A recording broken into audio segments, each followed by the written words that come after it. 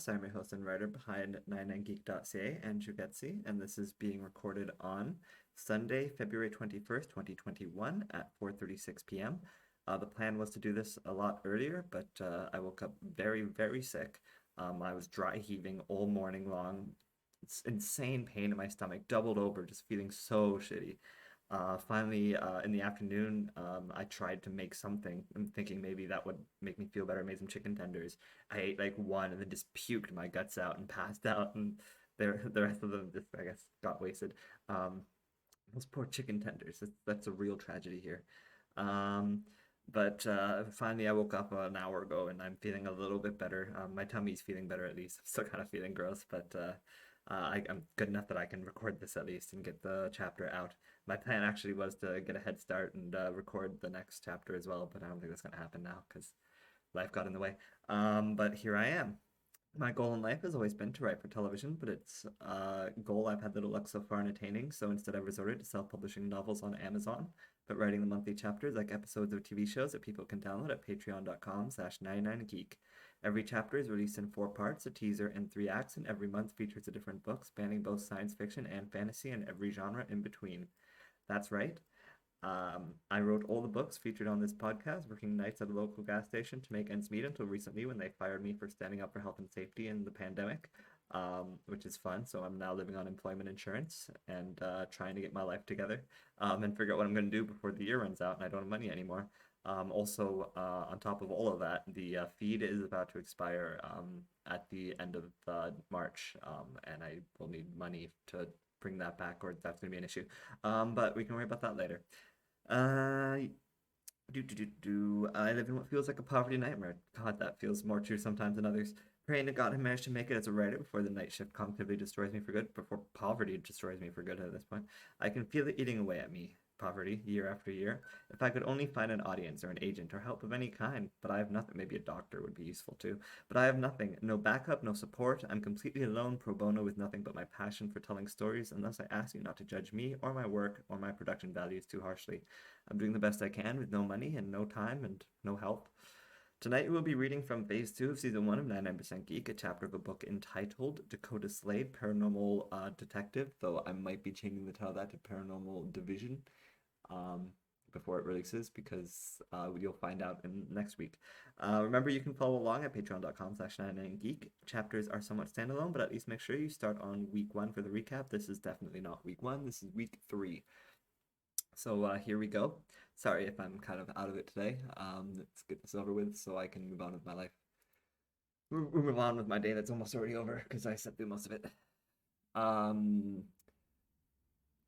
It stopped ringing, Dakotah said, dropping Anderson's phone into the cup holder beside her. Anderson punched his steering wheel, quickly changing lanes to avoid hitting a car in front of him, only to cut off another car. The driver of that car leaned heavily on his horn as Anderson passed the first car and turned back into the speeding lane. Shut the fuck up, Anderson swore as the drivers around them continued to beep. Can't you see the light? Or hear the siren blaring as it was over their heads as Anderson pushed his Corvette as fast as he dared go on that rain-swept road. I don't get it, he said to Dakotah, more of his anger from the road seeping through than he'd intended, but there was no point stopping now. Doesn't it matter to you that your boyfriend is about to kill a couple kids? He's not my boyfriend, Dakotah snapped back, not taking her eyes off the road. The windshield wipers slapped back and forth as fast as they could, but it was doing little to improve the visibility. As it was, Anderson could barely see 3 or 4 feet in front of him with his high beams on. But you still have feelings for him, Anderson reasoned. You can't control who you fall in love with, Dakotah muttered. But what about you? Anderson asked her, pushing his car as fast as it could go as the road in front of them seemed clear. It was the middle of the night, thankfully, when traffic was at its slightest. Do you care at all about him killing kids? Sure, Dakotah said with a shrug. Kids are cute and stuff. Anderson looked at her, glaring at her for a number of seconds. I care, Dakotah said with a blush. Would you focus on the road? There's a turn coming up. I'm taking Sheridan, Anderson told her, ignoring Dakotah as she pointed frantically at the coming turn. I'll get on Mississauga Road further up. Or further down. Up or down, one or the other. It doesn't matter. You can't take Sheridan, Dakotah argued loudly. Because Sheridan has been closed for construction for the last 3 months. Something you would know if you weren't on sick leave. I know how that feels.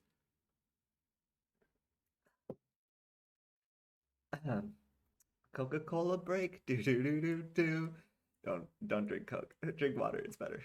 Anderson looked at her again, quickly looking back at the road as lights approached. He weighed in his mind what she was telling him as they passed the street.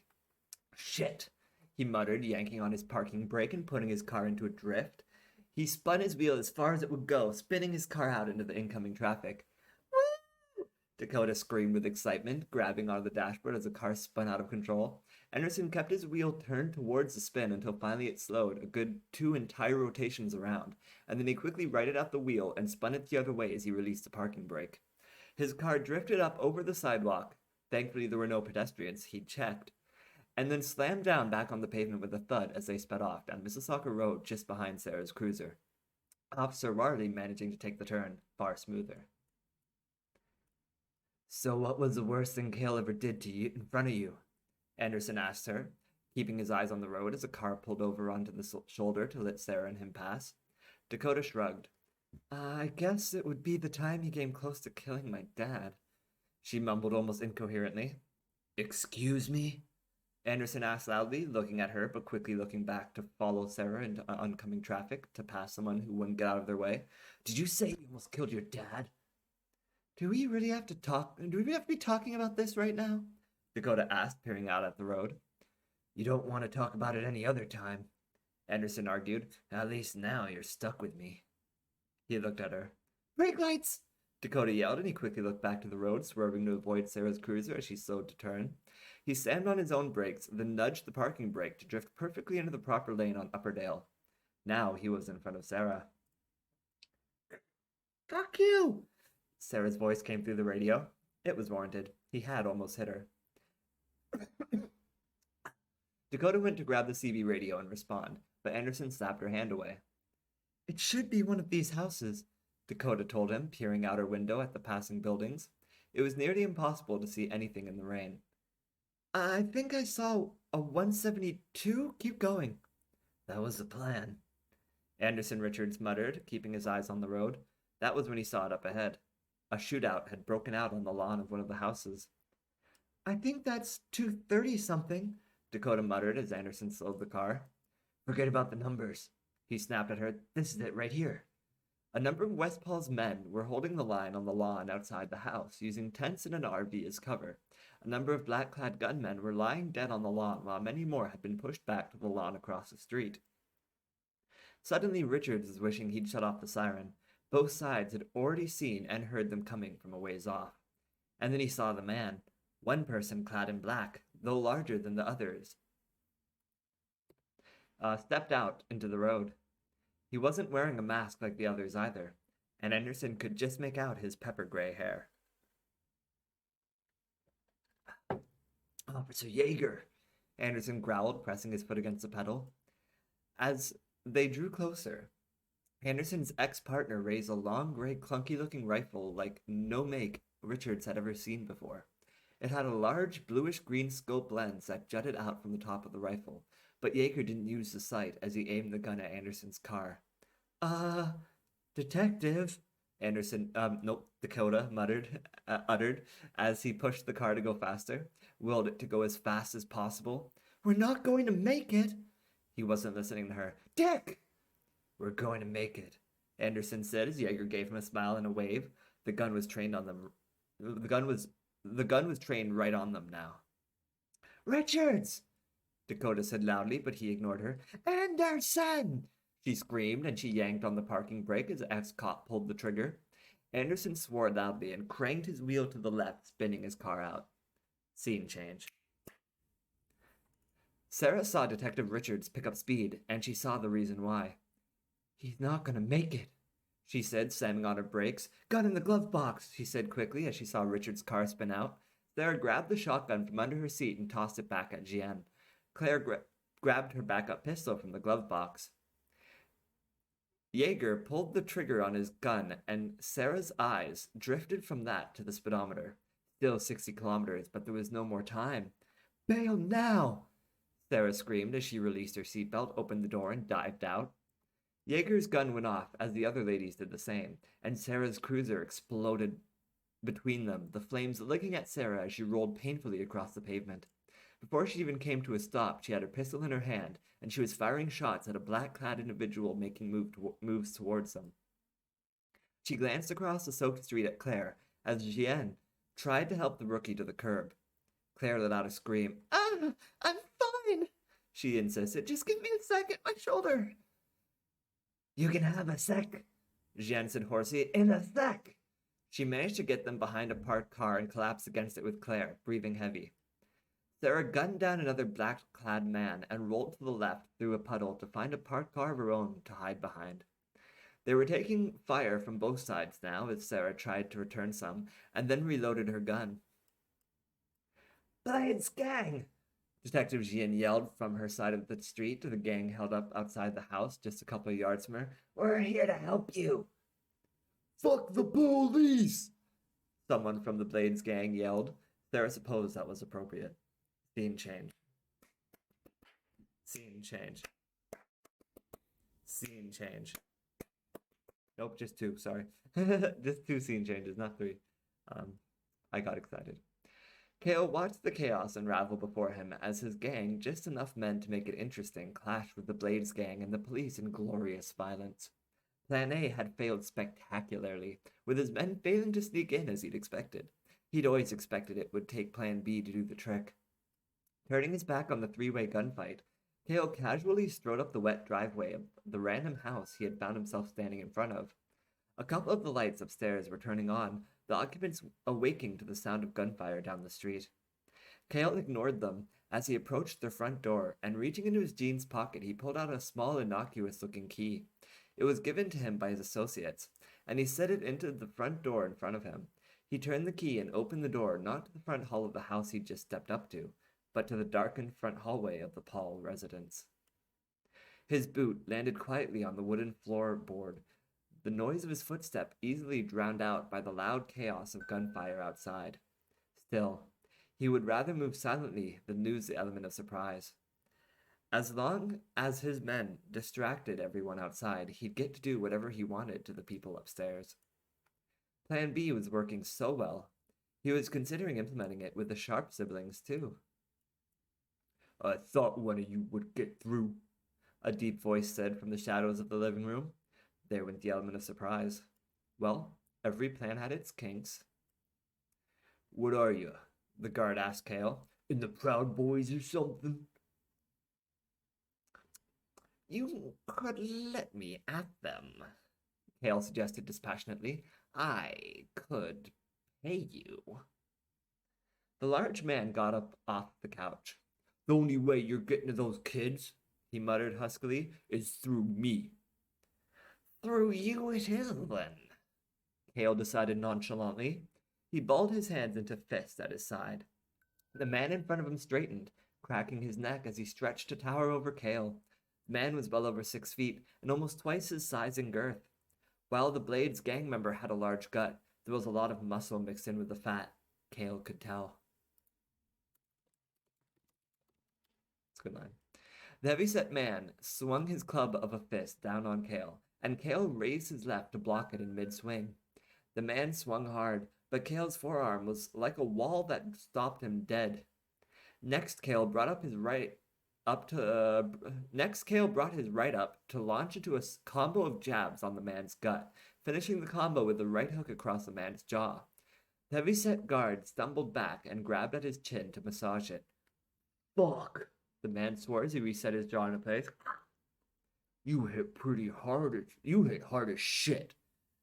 Sorry, there's no pretty hard. "You hit hard as shit," that's what he said. To Kale's surprise, the man came in for more, though he changed up his tactics. Instead of coming in for an attack, the man threw his arms wide and tried to grab Kale in a bear hug. Kale backed away from the man, passing the front door until he reached the stairs. The guard only picked up speed coming at Kale, and Kale used his momentum against him.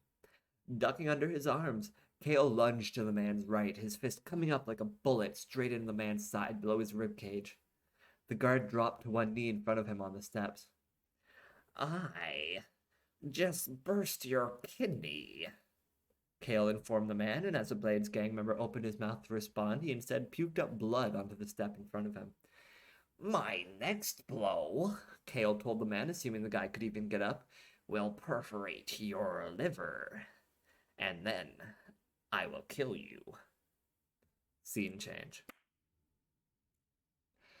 Kids! Janine screamed, banging on her son's door and bursting into her daughter's room. We have to leave now! Mommy, what's happening? Bethany cooed, already stirring in her bed, but not yet up. What's all that noise outside? Shh, Janine tried to soothe her daughter, lifting her from the bed. It's okay, Mommy's here. There was more cracking of gunfire outside, and Janine flinched, almost dropping Bethany. Mommy! Bethany cried, struggling in her arms. I'm scared, Mommy. What's happening? Why won't you talk to me anymore? Not now, baby, Janine sobbed, surging with her daughter back into the hallway to meet her teenage son. Are we under some kind of attack? Jerome asked his mother. Please, just take your daughter, Janine shrieked at her son, barely holding it together. We need to get to the garage now, okay? If we get separated, you just take the car and you go, Jerome. But I don't have my license, Jerome argued, and his mother pushed him up against the wall. If something happens to me, Janine insisted with tears staining her cheeks, you just go. You hear me, Jerome? You take your daughter and you go.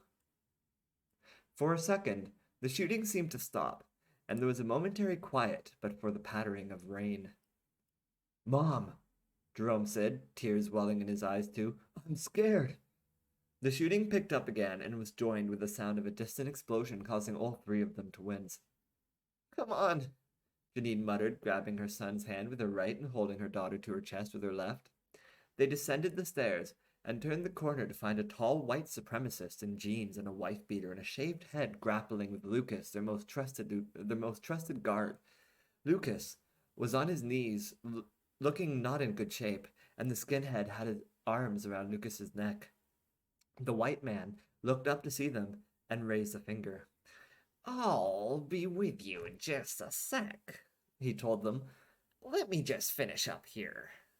Before their eyes, he twisted Lucas's neck until it audibly snapped and his body fell limp in front of them. Janine and her two kids screamed at the top of their lungs, ah! Turning and running back up the stairs. The man in the wife-beater tried to follow after them, but Lucas's large body took up the whole stairwell and barred his way. Back upstairs, Janine burst back into Bethany's room and put her daughter down as her son came in behind her. What do we do? Her son asked his mother in a panic. Janine looked around the room, trying to find something to give her some kind of idea. The window, Janine said at last, making for Beth's window and throwing back the blinds. Her window was on the side of the building, just away from the fighting. We can get out through here. You first, Bethany. But we're on the second floor, Mommy, Bethany complained, looking out at the drop and backing away from the window. I can't, Mommy. It's too far. Beth, Janine said quickly, knowing there was no more time. Remember when Joey fell out of your window? She asked her daughter, picking her up and bringing her back to the window. Joey was their dog.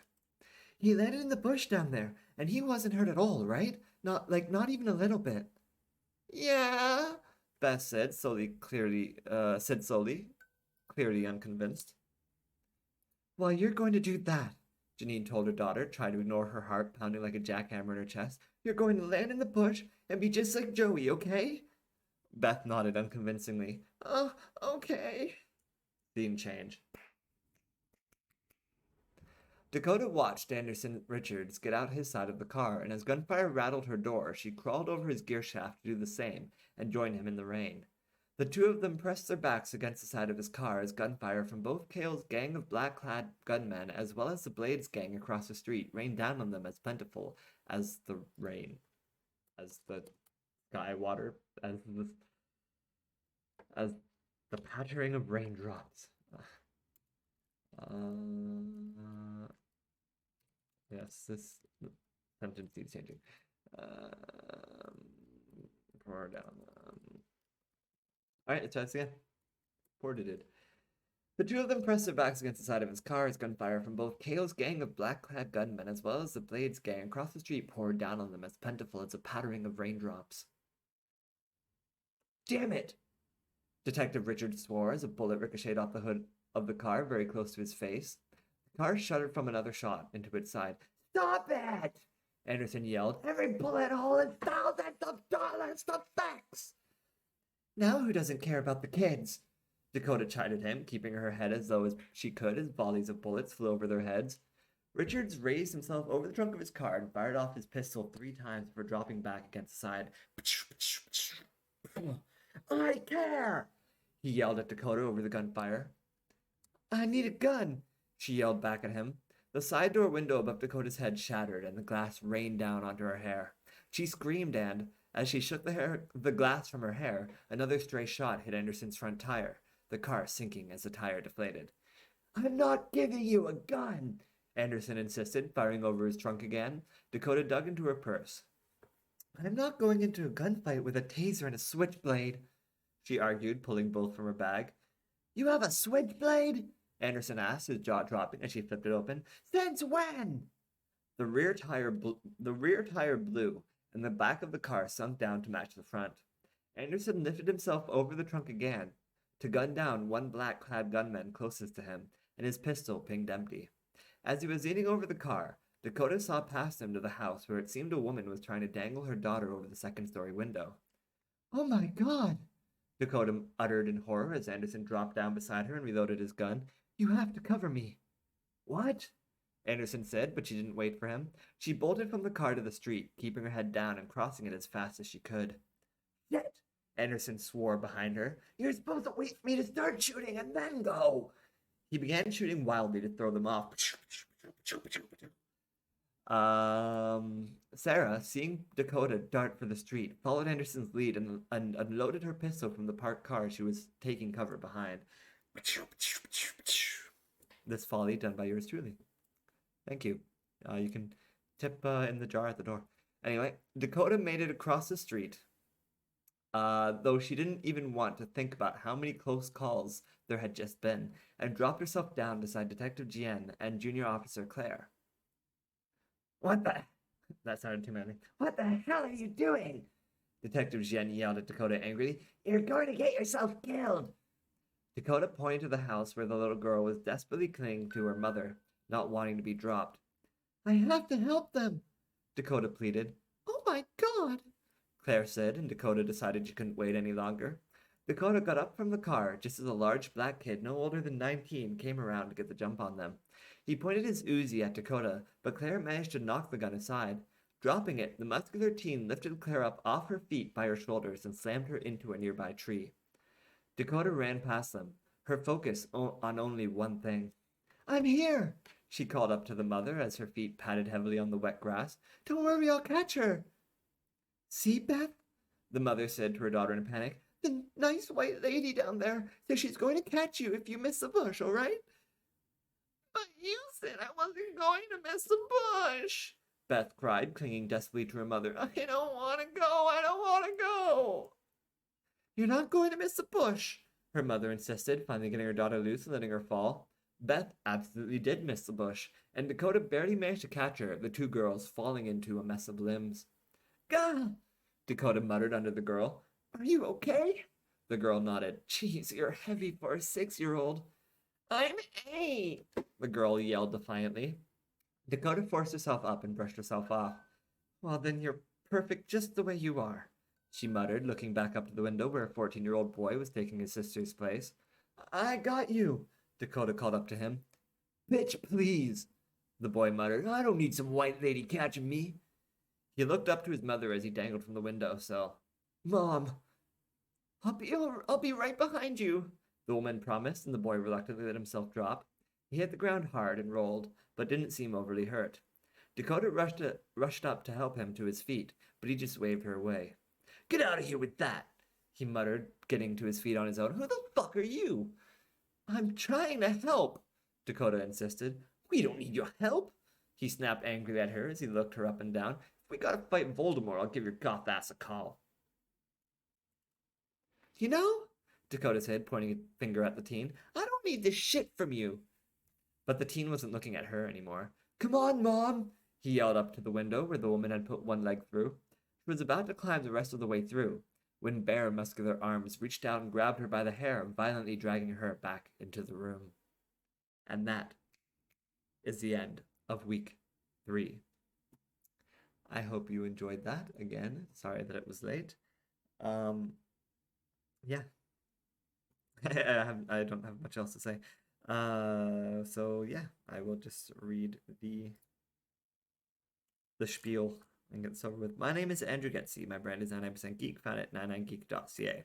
I'm a writer writing monthly chapters of novels like episodes of TV shows, releasing them in 4 weekly parts, a teaser and 3 acts on Sundays on my Patreon page at patreon.com/99geek. At the end of the month, the finished chapter is added to the PDFs attached at the bottom of every post. Finally, the finished books are self-published on Amazon. There's urban fantasy tales about a teenage girl turned into a vampire against her will, or a scorned lover investigating paranormal phenomena, or a journalist covering news and politics in the Middle East. There's a sci-fi story about people on a dying world trying to build a ship to a new one. There's a fantasy story about a fallen angel trying to stop the end of the world. And there's more coming. And it's all attached at the bottom of every post on the site in convenient PDF format, readable on computers, tablets, ebook readers, and phones. I also have a Geekly Weekly blog and host video game playthroughs and matchmaking streams on Twitch, and eventually post them on my YouTube and Patreon pages. So stay tuned and maybe subscribe. It's only $1 and the support you show will go a very long way, I promise.